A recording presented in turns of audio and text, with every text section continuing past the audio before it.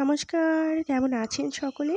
আশা করি ভালো আছেন। অঙ্কনা ডেইলি লাইফস্টাইলে নতুন আরও একটি ব্লগে আপনাদের সকলকে জানাই স্বাগত। ঘড়ির কাঁটায় এখন বাজে হচ্ছে সকাল 6টা। যাই হোক, চলুন আপনাদের সাথে নিয়ে আজকের দিনের শুরুটা করা যাক। তবে আজকে একটু অন্যরকমভাবেই দিনের শুরুটা হয়েছে। আপনারা ভাবছেন যে দিদি এটা কী করছে? হ্যাঁ, এটা কী করছি জানেন? দুটো পাখি আসে রোজ দিন সকালবেলা।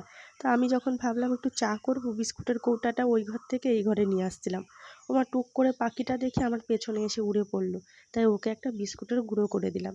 তবে ওরা তো মানুষকে ভীষণ ভয় পায়। যখনই আমাকে দেখতে পেয়েছে উড়ে চলে গেছে অন্যদিকে।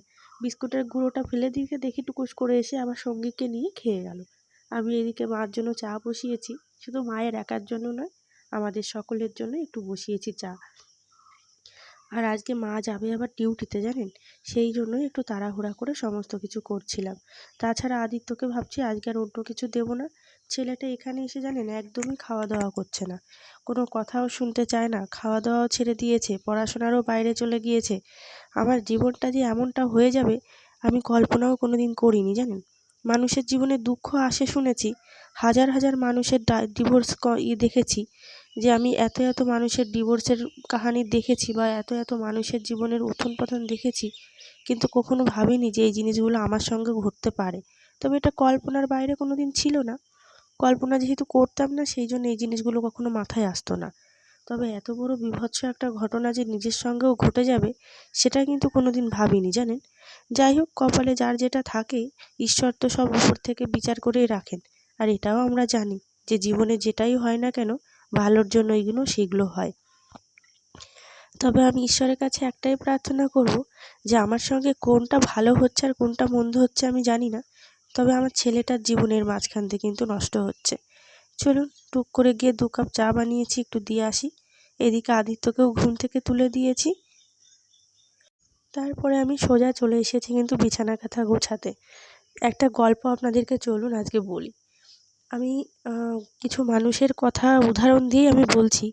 দেখবেন যখন আপনি একটা মানুষের সঙ্গে সংসার করবেন, আপনার তার কাছ থেকে চাওয়া পাওয়ার থেকে একটা আশা থাকে বেশি, যে এই মানুষটাকে হয়তো এইখানে আমি যেতে বারণ করলে ওই মানুষটা হয়তো সেটি করবে না, বা এই মানুষটার কাছ থেকে আমি এটা চেয়েছি, হয়তো সে আজকে না পেলে তোমাকে 2 বছর পরে হলেও দেবে, বা এই মানুষটাকে আমি বলেছি যে হ্যাঁ গো, এই জিনিসটা আমার চাই, তুমি কি করে দিতে পারবে? তুমি কিন্তু ভাববে যে ঠিক আছে, আজকে না হয় দিল না, কাল না হয় দিল না, পরশু হয়তো সে চেষ্টা করবে আমাকে সেই জিনিসটা এনে দেবার। বা হয়তো আপনার শরীর খারাপ, আপনি হয়তো আশা করতেই পারেন যে আজকে দিনটা যদি একটু আমি বিশ্রাম নিতে পারতাম, তাহলে আমার শরীরের জন্য, আমার মনের জন্য খুব ভালো হতো। কিন্তু অবশেষে গিয়ে যখন আপনি দেখবেন সেই মানুষটা আপনাকে বিছানাসজ্জা হতে দেখেও আপনাকে একটিবার জিজ্ঞাসা করলো না যে হ্যাঁ গো, কী হয়েছে তোমার, সমস্যাটা কী? বা যখন আপনি দেখবেন সেই মানুষটা আপনার সেই প্রয়োজনটাও মেটাতে পারছে না, বারবার করে আপনাকে আঘাত দিচ্ছে, তখন আপনি কি করবেন একটু আমাকে প্লিজ কমেন্টের মাধ্যমে জানাবেন। ছোট ছোট আঘাতই কিন্তু আমাদের জীবনে বড় বড় পদক্ষেপ নিতে করে জানেন। আমার সত্যি কথা বলতে, আমি অনেকটা ইগনোর করে চলেছি। আমার জীবনে যত আঘাত প্রতিঘাত এসেছে, আমার বাচ্চাটা অনেক তাড়াতাড়ি করে আমার জীবনে এসেছিল তো, যার জন্য কি বলুন তো, ঈশ্বরই হয়তো বিধাতার লিখন এটা। তো যাই হোক, সেই কারণে আমি কিন্তু অনেক কিছু ত্যাগও করেছি। মানুষের জীবনে ভালো মন্দ সব কিছু নিয়েই চলতে হয়, তবে সেটাকে বেশিরভাগ অনুভূতি করলে তো হয় না। তবুও আমি চেয়েছিলাম ঠিক আছে, কোনো ব্যাপার না, যেটা হয়েছে হয়েছে। এইদিকে আদিত্যর বায়না শুনুন একটু। গোল গোল আর ওটার স্টার স্টারও হয়, আর এরকম ইউর মতো রেড ব্লু কোথায় আর থাকে কালো সেগুলো? কালো ছোট ছোট ইয়ারগুলো থাকে ওই লটপসের দোকানে। আচ্ছা, তুমি আমার সঙ্গে যেও। এখন না, এখন তুমি যেটা বলবে সেটা হবে না তো, এখন পড়ে নাও, ঠিক আছে? তারপরে নিয়ে যাবো। আর তুমি লবকুশের দোকানে যাবে না বাবা, ওইখানটায় ছেলে ধরা আছে, কখনো যাবে না। গতকালকে আদিত্যকে দিয়েছি মিস, কারণ একেবারে ছেলেটা এখানে এসে পড়তে চায় না, তো সেই জন্য ওকে বলেছি বাবারে, টিউশন ছাড়া তো তুই একেবারে পড়তে বসিস না, চল তোকে একটু টিউশন দিয়ে দিই। যাই হোক, ছেলেটা প্রথম দিন তো খুব আনন্দের সাথে টিউশনে গিয়েছে। তারপরে তো পরের দিন যা কাণ্ড ঘটিয়েছে আপনাদের যদি বলি, এই ভিডিও এডিটিংটা আমি করছি প্রায় গত 2-3 দিন পরে, যেদিন ভিডিও শ্যুট করেছি তারপরে। ওমা, সেই ছেলে কি করেছে জানেন? জল কাদার মধ্যে পুরো বালিশের মধ্যে শুয়ে পড়েছে। সে কি বিভৎস অবস্থা! টিউশনে সে যাবে না তো যাবে না। অবশেষে অনেক জোর জবরদস্তি করে টিউশনে নিয়ে যাবার পর ওকে মিস যেগুলো পড়াতে বলেছে সেগুলোই ওকে এখন আমি পড়াগুলো করাচ্ছিলাম। লেখাটা আগের দিনই কমপ্লিট করেছি, শুধু পড়াগুলো বাকি ছিল, সেইগুলো পড়াতে বসেছি। মনের মধ্যে যদি শান্তি না থাকে না, দেখবেন কারোর সঙ্গে কথা বলতেও ভালো লাগবে না, নিজের পরিবারকেও সময় দিতে ভালো লাগবে না, তাছাড়া এমনকি আপনার নিজের প্রতি যত্নশীল হতেও ভালো লাগবে না। কিন্তু সেগুলো তো আমার করলে চলবে না। সন্তানের ভবিষ্যৎ বড় কথা, একটু একটু বইয়ের সঙ্গে তো সম্পর্ক রাখতেই হয় প্রত্যেকটা দিন। সেই জন্যই এখন একটু একটু পড়াতে বসেছিলাম। যাই হোক, ওকে পড়ানো হয়ে গেছে, এখন বেজে গেছে বেলা 10টা। ভাবলাম চলুন, সেই সকালবেলা একটু চা বিস্কুট খেয়েছে, 1 গ্লাস গরম দুধ করে ওকে খাইয়ে দিই। চলুন ওকে একটুখানি দুধ খাইয়ে দিই। এরই মধ্যে একটা ঘটনা ঘটেছিল, দাঁড়ান আপনাদের সঙ্গে একটু পরেই শেয়ার করছি। সকালটা শুরু হয়েছিল ভালো, কিন্তু ঘটে যাবে অন্যরকম কিছু ভাবিনি। অনেকদিন বাদে একটুখানি দুজনে বসেছি না বাবা? তুমি আমার ওই কিরকম যেগুলো তোমার সাথে আর যেগুলো কথা বল, আমার সঙ্গে জীবনের কথা বলতেও পারবি না। তুমি আমাকে ওটা কিনে দাও আজকে। আমার কাছে টাকা থাকলে তোকে আমি কিনে দিতাম। না, তুমি যে ওই টাকা জমিয়েছো ওইটা দিতে না। ওই কয় টাকায় তো হবে না বাবা।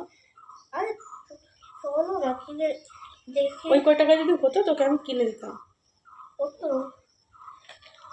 আমার সঙ্গে জীবনে কথা বলবি না, তার বলতেও হবে না।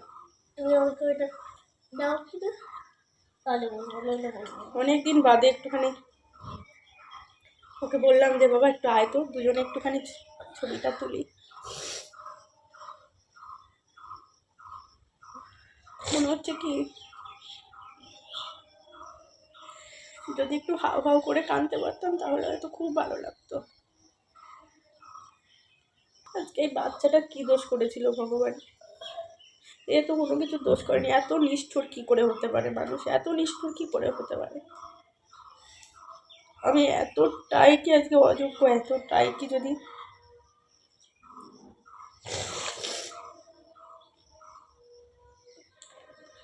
কিচ্ছু ভালো লাগে না, সব শেষ, সব।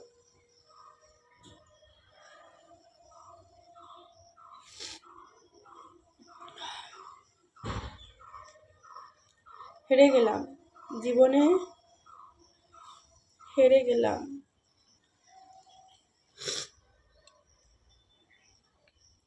হেরে গেলাম আমি।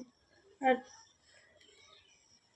মনে হচ্ছে কি কোথাও গিয়ে যদি নিরুদ্দেশ হয়ে কদিন থেকে আসতে পারতাম, কেউ জানবে না আমার ঠিকানা, কেউ জানবে না। সেইখানটায় যদি চলে যেতে পারতাম, অন্ধকারে হারিয়ে যেতে ইচ্ছে করছে।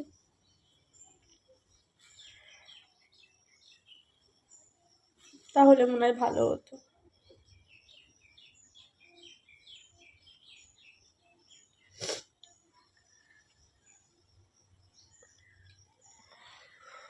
পাপা, ভালোভাবে পড়াশোনা করতে হবে তাই তো? পড়াশোনা করতে হবে তো, অনেক বড় মানুষের মতন মানুষ হবে।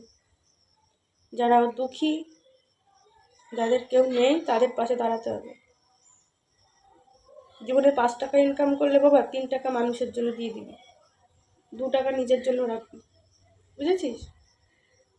5 টাকা ইনকাম করলে 3 টাকা মানুষকে দিবি, 2 টাকা নিজের জন্য রাখবি। আমার এই চোখের জলের দাম দেওয়ার মতন কেউ নেই, কারণ এটা আমার কর্মফল। আমার জন্যই আজকে এই জিনিসগুলো হয়েছে, শুধুমাত্র আমার জন্য। উফ, আর পাচ্ছি না, আর পাচ্ছি না, সব শেষ।